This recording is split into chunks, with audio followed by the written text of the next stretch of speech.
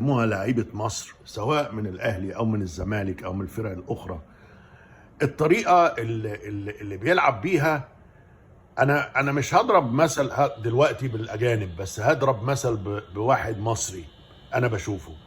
محمد إبراهيم لاعب الزمالك السابق اللي هو دلوقتي بيلعب في سيراميكا. اللاعب ده لو تراقبوه تلاقوه مسخر مجهوده وموهبته وفنه وحرفنته ودقته في التمرير. هل الشحات بيعمل كده؟ لا. هل زيزو بيعمل كده؟ لا.